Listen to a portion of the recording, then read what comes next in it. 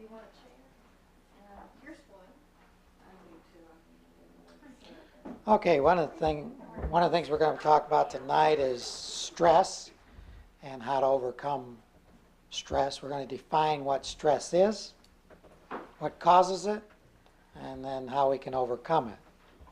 I always tell people that they can go to the Bahamas for 6 months. That'll take care of a lot of stress, unless you go to the tourist traps, you know. But most of us can't run from stress or get away from it, but we've got to learn how to deal with it, how to help our bodies not pay the price for stress, because that's what it comes down to. Stress is the number one priority on our energy. Stress takes first priority on it. And then second goes to your work, your mental and physical work. And then fourth priority goes to digestion, and fifth goes to elimination. So when stress is high, then all the other takes second place. You don't think as good, you don't, your digestion, your food just sits there, and then you don't clean out, your elimination organs take a vacation too when you're under stress. So we need to understand what stress is, and then what causes it and what we can do about it. First, let's look at what stress, well, we define stress as anything that it's not just worrying about something, but it's intensity of a lifestyle. We won't make it bad or good. We'll just say that stress is intensity. It's being intense at what you're doing. Now, some people can be intense, and it might be near as stressful as someone else. And there's a reason for that, and that's what we want to zero in on before we're done tonight. All right? But what is stress? When stress comes knocking at your door, whether it's your relatives or your family or yourself or your job or whatever, what happens to your body? Well, the first thing it does, it sets off an alarm. Your body has an alarm system. And when something unusual is coming against you, the body has an alarm that gets set off. The alarm goes off. All right? That's to warn your body or to tell your body there's something that it's going to need to resist. There's an enemy coming against the body, and it needs to be resisted. So that's your second stage. You go from the alarm goes off, then the body goes into the second stage, which is the resistance stage. So what the body does at this resistance stage, it goes to its reserves. The body has enough reserves. If your parents were healthy when you were conceived, your body has enough reserves to last you approximately 120 years. That's if you use them up a certain amount each day. All right? They'll last you 120 years. In other words, if you put in the energy that you use, in other words, put in as much as you take out, all right, then those reserves will last you 120 years. All right? So where do you get these reserves? Yeah, where do you get these this energy? Breathing's 56% of it. Rest is 24% of your energy that you need to keep your reserves where it should be for your age. Water's 15% of that energy that you must use, get in there each day. And then foods is 5%. So you're supposed to put in enough breathing, rest, water, and food to take care of the stress, work, and digestion, elimination. It's easy, right?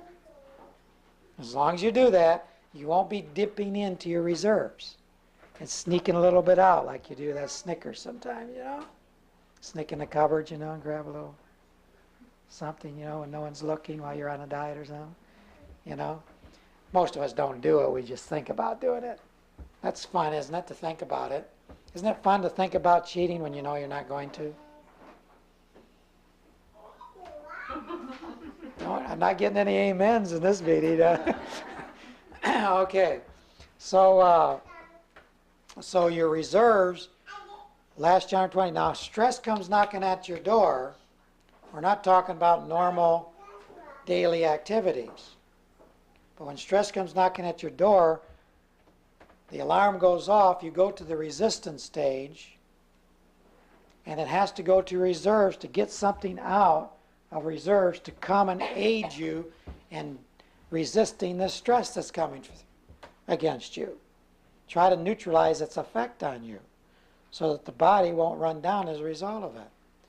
But so as long as there's reserves in your bank account, savings account, you won't have any symptoms. As long as your body can resist, you don't have symptoms. Stress isn't telling you there's anything wrong. But if there's not enough in the reserves, then it goes to the third stage. You start running out of certain reserves that your body needs in order to resist this stress.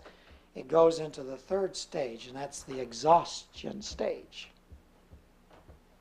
And there's different degrees of exhaustion. In other words, your body becomes exhausted in certain areas. All right? For example, let me talk about the stages of exhaustion. The first stage of exhaustion is weakness. That's your first symptom that begins to show up when you're running low on reserves. All right? The next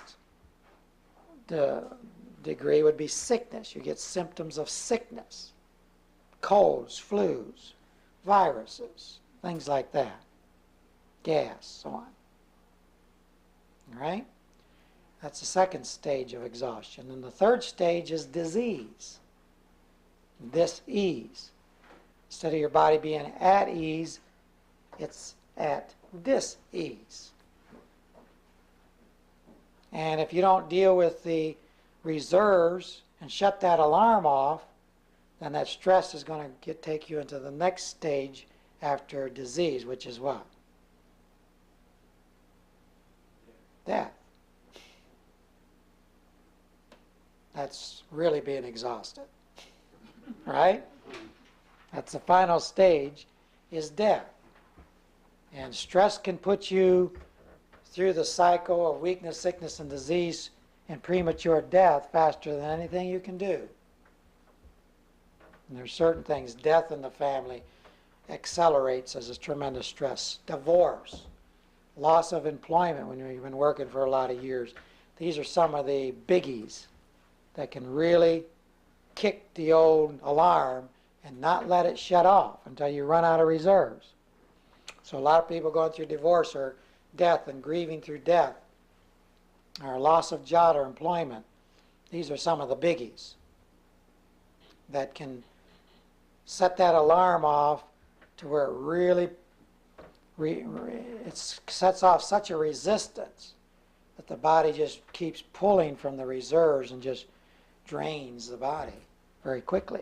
Can do it very quickly. And if you're already on the borderline, already before that happened, it can set you off and over pretty quickly.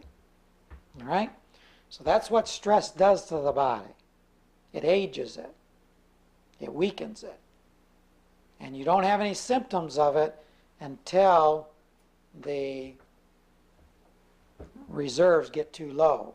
There's not enough to go rob and take out to handle and resist the stress. So what we've got to learn how to do is we've got to learn what sets off that alarm and try to avoid as many of those things that set off the alarm as we can. Does that sound like a winner? That's not the easiest thing to do. All right?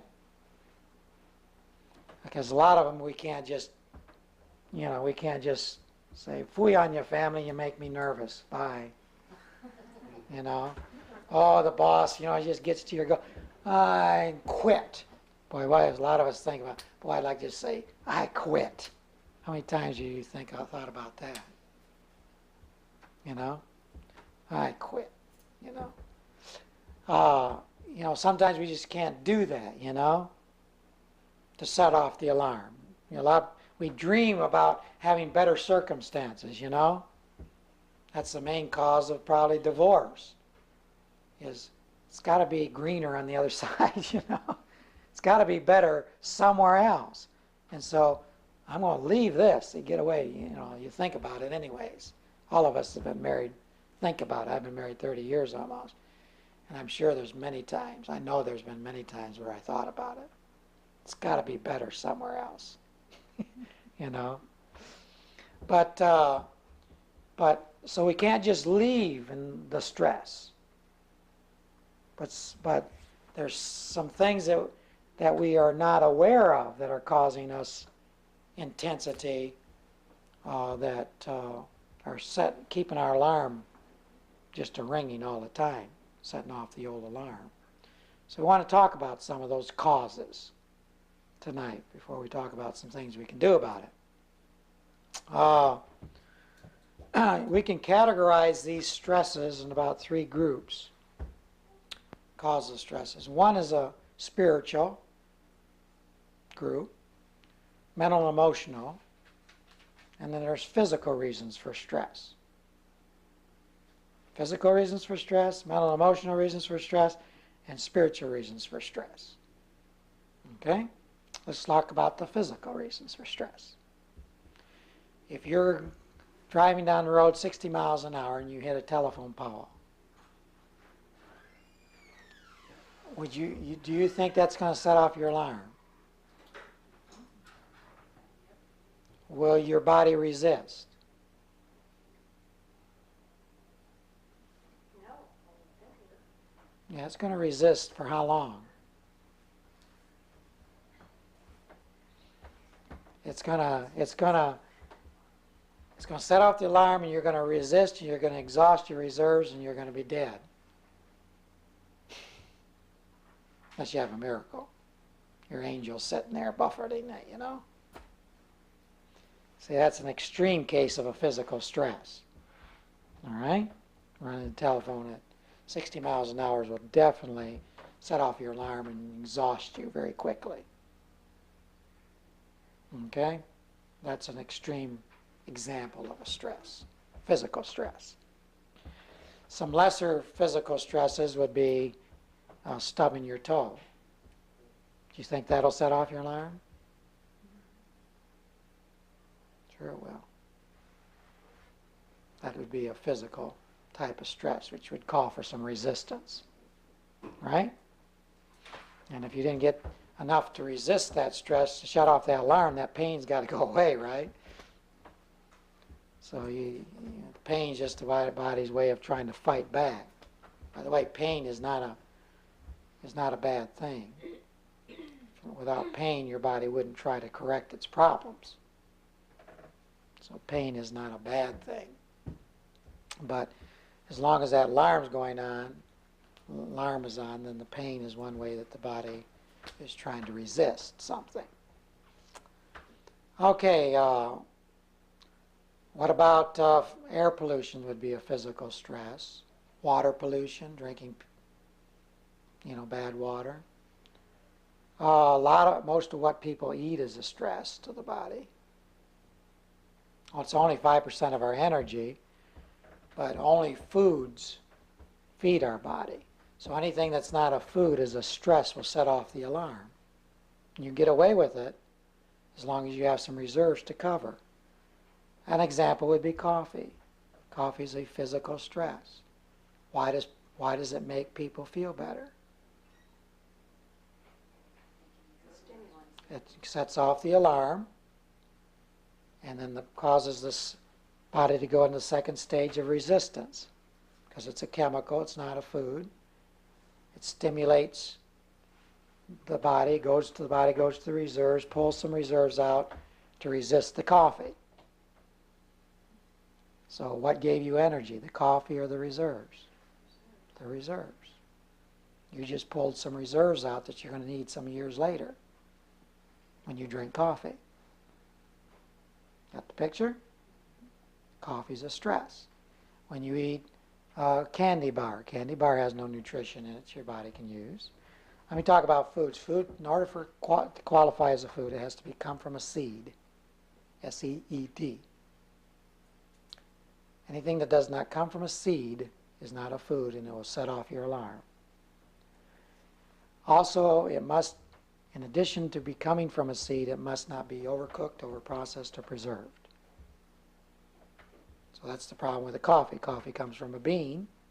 Bean comes from a seed. But they roasted that bean. So it's no longer a food because of the temperature they used to roast the bean. All right? Tobacco comes from a seed, doesn't it? But what did they do to that tobacco? And we're not supposed to smoke our food. But smoke will sure set off your alarm. You know, and get you dependent on some stimulation. And then your body has to go to the reserves, especially to your lungs, lung reserves, to resist that poison that's in the smoke, in the tobacco. Processed sugar. So it comes from sugar cane, but they've processed it. They've taken the good stuff out, bleached it, and so it sets off your alarm. That's why you like it, as far as it stimulates you. And it's okay as long as you have enough in your reserves. But when the reserves run low, then the sugar causes the blues. The sugar blues. Makes you yeasty, moldy. Okay, all that starts happening because you don't have enough in your reserves to resist the sugar and shut that alarm off. And you get the low blood sugar or high blood sugar or fluctuating sugar problems. Same with white bread. White bread works okay, but then it starts causing some fluctuations in your sugar because there's not enough reserves to resist the bread, the white bread. Because it's no longer a food once they bleach it and take all the wheat, germ, and bran out of it. All right? So a lot of the things that we're putting in our body is just nothing but sets off the alarm. And we think we're getting some energy from it. Well, we're not. We're being fooled. And what the problem is that we don't know we're being fooled because we think we're getting energy from it. But we're not getting energy from it. We're getting energy from our reserves. That's causing you to take energy from your reserves, and that's what's making you feel good. Not the coffee, not the sugar, not the pizza, not the all that good stuff. Right? Got the picture? So that's a physical stress on your body. And it's just as much, that can be just as much of a physical stress as anything else, especially if you're addicted to it and you get the cravings and get them going, see? All right? And then we got the spiritual. Now, really, mental and emotional stress doesn't come from mental and emotional problems. Mental and emotional stress comes from physical stress or spiritual stress. Okay? So we don't need psychiatry. We need spirituality. Or we need to deal with the physical body in order to deal with mental and emotional problems. Now people dig out all their problems from past all the way when they're childhood. That's enough to keep your alarm going even more. Who wants to know all that junk again? Went through it once, let's not dig it out and look at it again. You'll use tremendous amounts of reserves doing that. Okay? But it's spiritual and it's physical. Now the spiritual has to do with our hope and purpose in life. Spiritual stress comes from not having purpose or hope. Where that is deficient,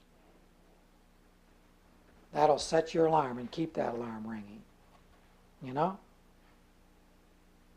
Because the spirit of a person, I've had people who just give up and their body just quits on them. I mean, with serious afflictions as far as their body's concerned. And they just give up and their body just dies. It'll just go right down real quick when you give up. So that spirit, there's a spirit in man. When Adam was created, he had a perfect body, and then his Creator breathed into him the breath of life, and he became a living soul. And that breath of life, the same word breath is spirit in the Scriptures. Okay, so when you see spirit, it means breath. And you see breath, it means spirit. That's the spirit of man. And in there resides hope and purpose that our Creator put within us, a desire, a purpose, a hope. And boy, without that, we don't get anywhere. That's why when someone says, you got 3 months to live, and you accept that, you're losing hope, aren't you? And your spirit, you're breaking a person's spirit when you take away all hope. You break a person's spirit, and you break a person's spirit even as a child. You know, that'll run their bank account down in a hurry. See, in fact, it does even some of the opposite. They don't even try. You know, so it sets off the alarm, and then the body doesn't resist nothing. So when someone gives up hope, doesn't have hope or purpose for their life, then everything becomes stressful to the body. Or nothing becomes stressful. If it's really loss of hope, they just quit. And then there's no resistance to anything. And so the body just shuts down on you. And so that's a tough situation. And it's true for a lot of people. We think, well, when a person commits suicide, they've given up hope, right? Well, see, a lot of people don't go that far, but a lot of people eat to commit slow suicide. They know what they're eating is bad for them. It's killing them. I've had people with cancer knowing that certain things are killing them. Even the chemo they're taking is killing them. You know? But, there's just that fear. There's just not that hope, or that purpose. And so they just give into it and do it anyways. And it's because they have no reason or purpose to live that would make you want to find out what's going on and what's wrong and deal with it. Because you can deal with these things by giving the body what it needs. In other words, cooperating with the laws that our Creator has given us and set up for us. So lack of hope or purpose. Where do we get that hope and purpose? We have to get it from our Creator, don't we? And if we don't know what His purpose for our life is and what His hope for us is, then, why? Why not eat pizza? Why not have, be a glutton and just do anything I want? I mean, might as well enjoy life while I can, right? See, so if I only have this life, and I'm born, and I didn't have no choice in that, and I'm raised, and I didn't have too much choice in that, and I go to school, I sure didn't have any choice in that, and then I get married, I might have some choice there. Got a job, I might have had some choice in the job, and then I maybe get to retirement, and then I die. So what's the deal? What's the deal? You want to take away my pizzas? If that's all I got, don't you take away my pizzas. Don't you take away my nice, enjoyable meals. If that's all I've got, you see. See, a lot of times, eating and eating out, it's the only purpose a lot of people have. That's it. Don't take that away from me, Don. Might as well die. So it's tough when the body's sick and diseased and you've got to get off of those things in order to live, when that's all you're living for. That's your purpose. That's your hope. Isn't it? So you see why this alarm, this stress, that can be a stress to people. To have to do things that are should be routine things that we should do, that are common sense things that we should do. We should get rest. We should drink water. We should get to bed on time. We should, do these things. They're common sense. We know we should do exercise, right? It only takes 4 minutes out of your day to drink 8 glasses of water. I ain't got time. You know? These are just common sense things that we should do. But when there's not hope or purpose, then we just don't find time somehow. It's just not, doesn't become a priority. Okay? So a lot of times so we need that hope and purpose. And of course, that's where we find out in the scriptures why we were created. And for what purpose. And it's not just this life, but there's an eternal purpose for this body and for us. And if we lose sight of that, you ever lose sight of that every once in a while? Getting the mully grubs?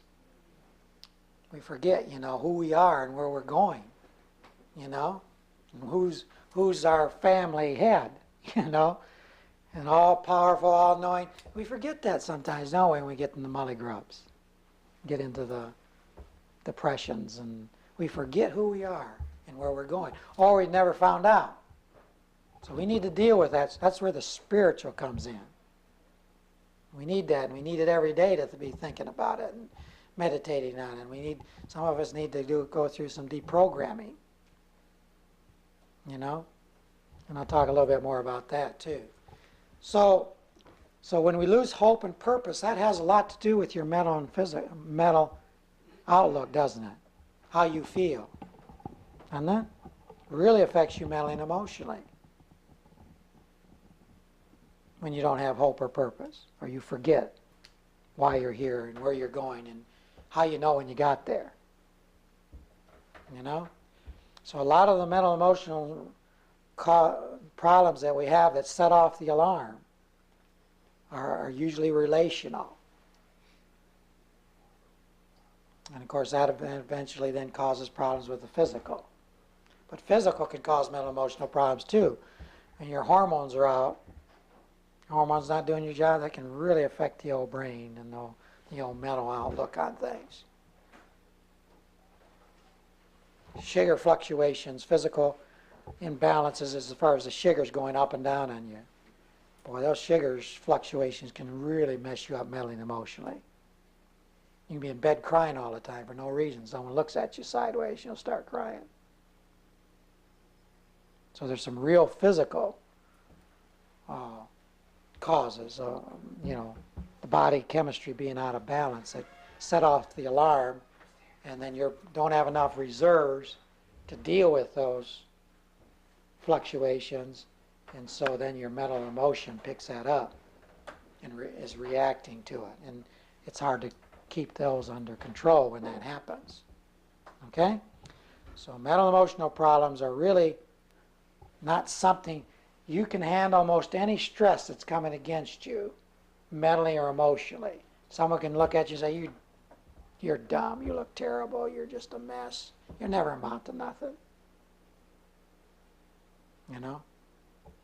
But your body will be able to handle that, and you won't get all upset about it unless you don't have any reserves to resist it with.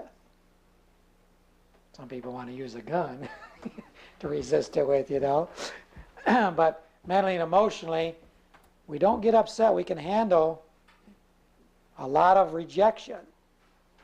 But when we start running out of reserves, boy, don't look at us